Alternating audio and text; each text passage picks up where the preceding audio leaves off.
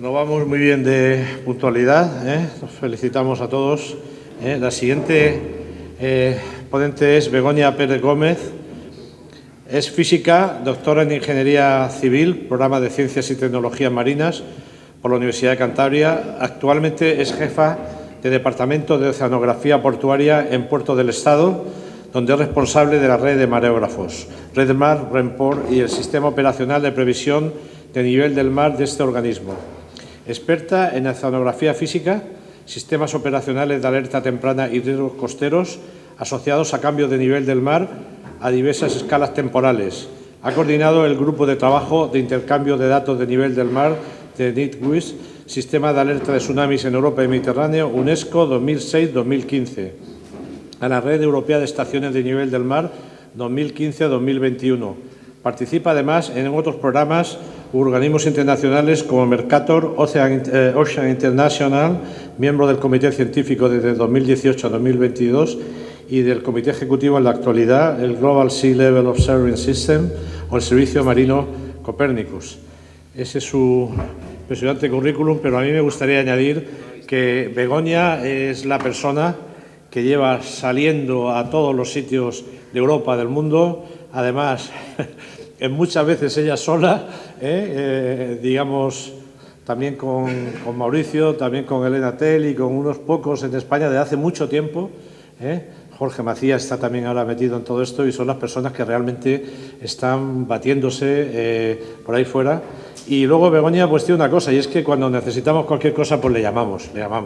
Este verano, cuando pasó el raro fenómeno que no debe ser tan raro, nos puede parecer del mini tsunami, como le llamaron, pues yo escribí un artículo y el artículo, la primera parte explicaba lo que pasaba y la segunda pues me atreví a decir, bueno, en el siguiente le explicaré lo que pasa. Y llamé a Begoña y digo, Begoña, dime a ver qué es lo que ha pasado porque yo tengo que decir algo, ¿no? Estaba de vacaciones y me contestó, o sea que muchísimas gracias.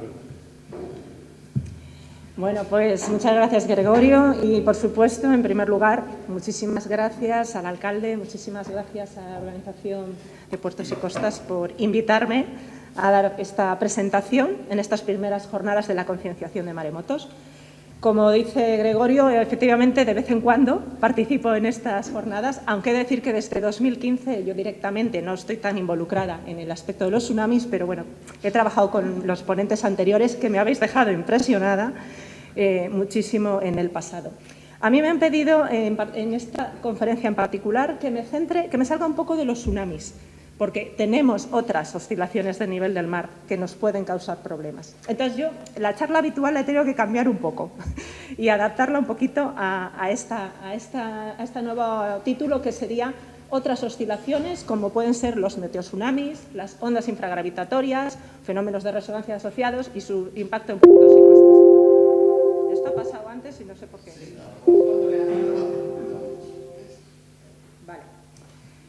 Bueno, pues como estaba comentando, de vez en cuando tenemos eventos misteriosos, como mencionaba Gregorio, que la gente se parecen tanto a un tsunami que despiertan muchísima alarma social, tienen a veces bastante repercusión en los medios y en las redes sociales, como algunos de los ejemplos que muestro en esta diapositiva. Por ejemplo, en La Verdad, en Murcia, se publicó el 12 de agosto de 2021 esta noticia. Un meteotsunami sorprende Santa Pola, dejando barcos a la deriva y lleva el agua hasta la ciudad. Otro más reciente fue un meteotsunami en el Mediterráneo generado por la erupción del volcán Tonga, el 17 de enero de 2022. Y ya yendo otra vez al evento que mencionaba Gregorio, este mismo verano, en nuestras vacaciones, conocimos este evento que se produjo en la playa de Valdelagrana, en Cádiz, y que generó también bastante alarma y dudas sobre su origen. Luego hablaré un poquito más en detalle de cada uno de ellos.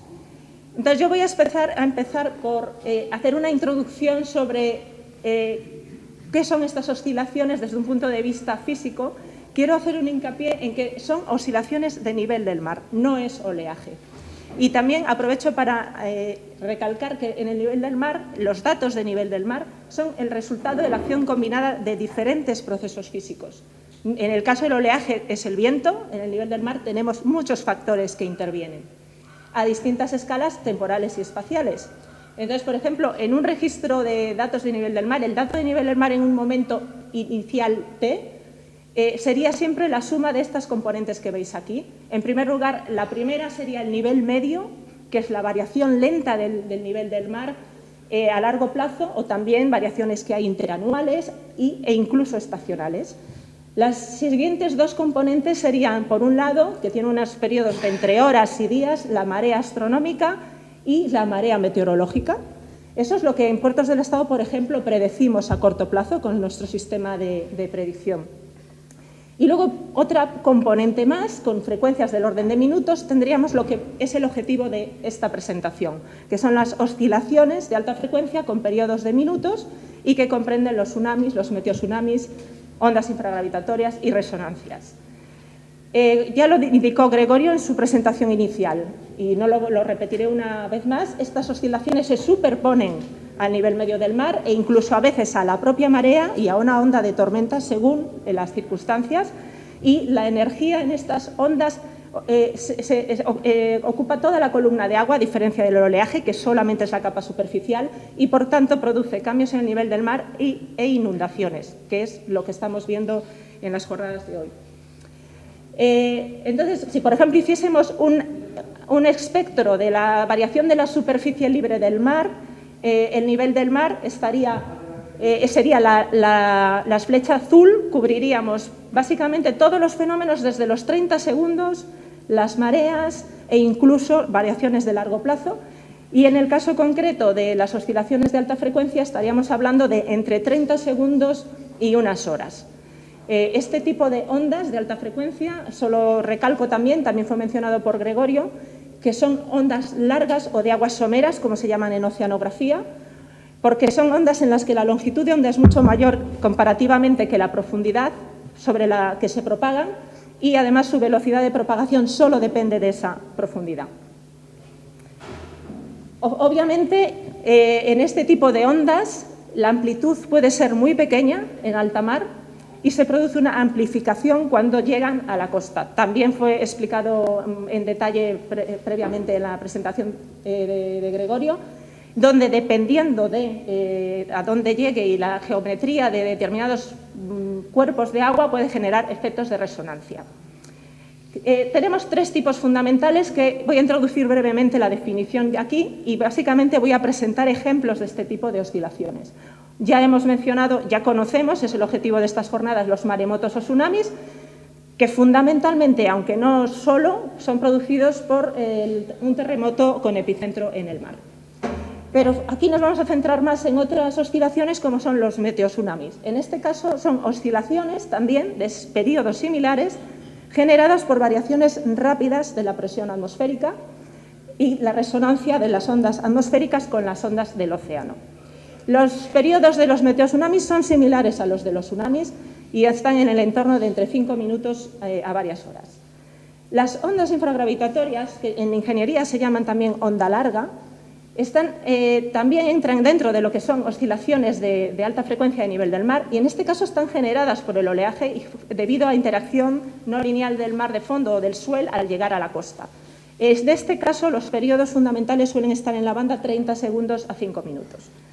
Por último, para finalizar, todo este tipo de oscilaciones pueden dar lugar a fenómenos de resonancia específicos dependiendo de las dimensiones de una bahía o de un puerto y causando daños incluso a veces catastróficos. El mismo fenómeno puede no generar daños en otro puerto o en otra bahía cercana. O sea que el efecto es muy local y dependiente de la geometría del cuerpo de agua al que llegan. Voy a centrar la presentación fundamentalmente desde el punto de vista de los datos, pero quiero también hacer hincapié, y no se ha hablado mucho hasta ahora, es que hay una componente en los sistemas de alerta de tsunamis que son las medidas del tsunami. Para empezar, a día de hoy en España solo tenemos mareógrafos, solo tenemos estaciones en puertos. Idealmente, en el futuro, lo llevamos diciendo muchos años, sería bueno además disponer de estas medidas en alta mar. Las boyas no miden nivel del mar, miden solo el oleaje. Pero de todas formas estamos midiendo eventos y eso es importante para entender estos fenómenos. Ya se mencionó también anteriormente el tsunami generado en Baleares en mayo de 2003, que generó muchísimo, bueno, a consecuencia de un terremoto en el norte de Argelia, que generó muchísimas pérdidas económicas en algunos puertos de Baleares, donde la onda del tsunami alcanzó hasta 1 metro en el puerto de San Antonio. Aquí lo que quiero mostrar es que en aquella época nuestra red ya registró, ahí vemos los registros de nivel del mar de Barcelona, Valencia, Málaga e Ibiza, ya registró este evento por primera vez. Fue nuestra primera vez que registramos un tsunami y nos dimos cuenta de dos cosas. Primero, estábamos muestreando datos, teníamos un muestreo de 5 minutos y recibíamos los datos cada hora. Eso era absolutamente insuficiente para saber con rapidez lo que estaba pasando. Y además nos planteamos la necesidad de una renovación de toda la red de mareógrafos para tener un intervalo de muestreo de 1 minuto o inferior y datos en tiempo real. Aquí iniciamos también nuestro contacto con mis compañeros del Grupo Nacional de Tsunamis y de hecho fuimos una de las primeras redes del mundo, de Europa, porque en el Pacífico sí que ya se estaba haciendo, en incluir esta mejora en las redes de medida de nivel del mar. Entonces, por ejemplo, desde Puertos del Estado, en estos momentos tenemos una red, que es la red Mar-Remport, compuesta de 41 estaciones. 25 de ellas tienen estación meteorológica que consiste en sensor de presión y barógrafo. ¿Por qué menciono el barógrafo? Porque nos hemos dado cuenta también de que mucho más frecuentes que los tsunamis tenemos meteotsunamis cada cierto tiempo y para ello la recomendación de los expertos es disponer de medidas de presión atmosférica también en tiempo real y con muestreo de 1 minuto. Nuestra red en ese sentido es una de las más avanzadas también e incorporamos no solo el nivel del mar, sino también la presión atmosférica con intervalo de muestreo de 1 minuto. Luego mostraré algunos ejemplos. No sé qué ha pasado aquí.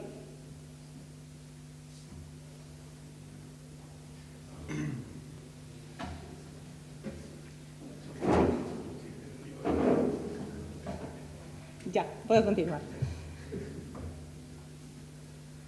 No sé, algo ha pasado, ¿eh? No me funciona el... ¿Se ha quedado congelado? A ver si el mando o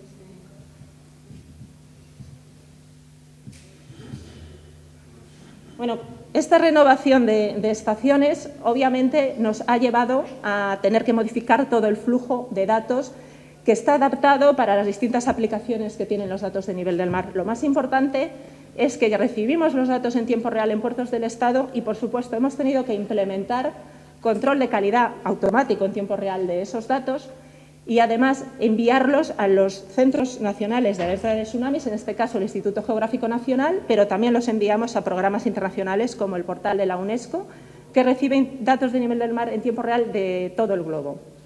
Y además de esto, hemos implementado también algún algoritmo automático que detecta estas oscilaciones en tiempo real y en caso de que se detecte que se supera un determinado umbral, automáticamente nos llega un mail a Puertos del Estado de que hay una oscilación de una frecuencia superior, de una amplitud superior a la normal en un determinado puerto. Más recientemente, además de los datos de 1 minuto, nos traemos los datos brutos de la estación de 2 hercios y hemos desarrollado una nueva herramienta en tiempo real que nos permite caracterizar estas oscilaciones calculando altura de ola, períodos, contenido espectral, espectrogramas, como ahora veremos, que se llama NIMR-HF. Aquí vemos el aspecto de esta herramienta que tenemos online en el cuadro de mando ambiental de Puertos del Estado y que para cada puerto de la red de mareógrafos de Puertos del Estado estamos visualizando continuamente este tipo de oscilaciones, pero también las amplitudes y los periodos de estas ondas que estamos registrando en cada puerto. Si se supera un determinado umbral de amplitud, se registra como un evento y tenemos, como veis aquí a la izquierda, es que no me funciona el puntero, perdón, tenemos un registro de eventos almacenado ya histórico, pues aproximadamente desde 2006-2007, lo cual creemos que es una fuente valiosísima para entender mejor todas estas oscilaciones. Y paso ya a hablar de algunos ejemplos de oscilaciones que no son exactamente tsunamis. Pues, por ejemplo, este que aparece en un paper de Montserrat et al. En el año 2006, corresponde a un meteotsunami catastrófico que ocurrió en el puerto de Nagasaki, en Japón, el 31 de marzo de 1979. Ahí se ve cómo se genera una perturbación de la presión atmosférica en alta mar que entra en resonancia con las ondas del océano, es lo que se llama resonancia de Brauman, y cuando la velocidad de la oscilación de presión atmosférica coincide con la velocidad de la onda en el agua, esa señal se amplifica primero en alta mar, luego al llegar a la plataforma sufre una nueva resonancia, una nueva amplificación, se mide por los mareógrafos o las estaciones y luego dentro de una dársena específica dentro de la bahía de Nagasaki llegó a registrarse una resonancia de 4,8 metros. O sea que vemos que es una concatenación de un evento que en alta mar tiene muy poca amplitud, solo por cambios en la presión atmosférica, y que genera, por efectos resonantes que se acumulan, una amplitud tremenda en un puerto concreto, generando muchísimos daños, obviamente. En el caso del Mediterráneo y de España, tenemos uno de los hotspots o puntos calientes de meteotsunamis del mundo, y es el puerto de Ciutadella, en Menorca. Aquí, prácticamente todos los veranos, tenemos oscilaciones de presión atmosférica significativas que causan oscilaciones en el nivel del mar importantes, a veces superando 1 metro, y, por supuesto, se puede llegar a quedarse el puerto seco y generar problemas porque hay destrozos en las embarcaciones y muchas pérdidas económicas. Bueno, la serie de nivel del mar que veis ahí obviamente ya está filtrada, eliminada la marea, pero pues se puede ver claramente la oscilación, la amplitud que tiene, que es la responsable de esos daños que se observan en la fotografía. A la derecha se puede ver que si comparamos el espectro de una señal de nivel del mar de un tsunami con la de un meteotsunami, los periodos son prácticamente los mismos. O sea que estamos hablando de un forzamiento distinto, pero una respuesta muy similar a un tsunami y muchísimo más frecuente. Otro evento bastante reciente que ya mencioné al principio es la erupción del volcán Unga Tonga, el 15 de enero de 2022, que todos recordaréis porque salió en la prensa. Es una de las erupciones volcánicas más importantes de la era contemporánea. El humo llegó a alcanzar más de 50 kilómetros en la atmósfera, y en este caso se generó una alerta de tsunami en todo el Pacífico y se llegaron a producir tsunamis en las islas cercanas al propio volcán, en el Pacífico Sur. Pero un aspecto muy interesante de este evento es que además se generaron unas ondas de presión en la atmósfera que se propagaron por toda y circunvalaron la Tierra durante varios días. Pues bien, nosotros medimos esas oscilaciones de presión atmosférica y también repercutió, ojo, en el Mediterráneo. Esos son los datos de presión atmosférica de las estaciones de nuestra red de mareógrafos de puertos del Estado y de unas estaciones en Split, en el Adriático, que es gente con la que colaboramos en temas de meteotsunamis.